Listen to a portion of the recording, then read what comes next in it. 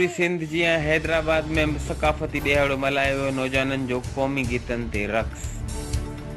Update कयूं पिया के हैदराबाद खां, जिते एचआरजेडीओ न्यूज़ जे रिपोर्टर दिलदार अली बल्लाल मुताबिक़ समूरी सिंध जियां हैदराबाद में सकाफती ॾियारो मल्हायो वियो। नौजवाननि जो क़ौमी गीतनि ते रक़्स। हैदराबाद में सिंध मुंहिंजी जिंद जी सिरी हेठ सकाफती ॾियारो मल्हाइण वारे ऐलान जी मोहट में सॼी सिंध वागुरु हैदराबाद जे मुख़्तलिफ़ इलाक़नि में सिंध जो सकाफती ॾियारो मल्हायो वियो, जंहिंमें सिंधी टोपी अजरख पटका पहिरियल नौजवाननि पारां रैलियूं कढे क़ौमी गीतनि ते झुमरियूं हणी रक़्स कयो। न्याज़ स्टेडियम में हैदराबाद प्रेस क्लब वॾो शानदार सकाफती प्रोग्राम कया विया, जंहिंमें फनकारनि पंहिंजे सुरीली आवाज़नि में महफ़िल खे महकाए छॾियो। ओॾां सकाफती रैलियुनि में तोड़े प्रोग्रामनि में हैदराबाद इंतिज़ामिया जे हुकुम खे अवाम थुॾे छॾियो। कंहिं बि एसओपी ते अमल न थी सघियो, कंहिंखे मास्क पहिरियल न हो।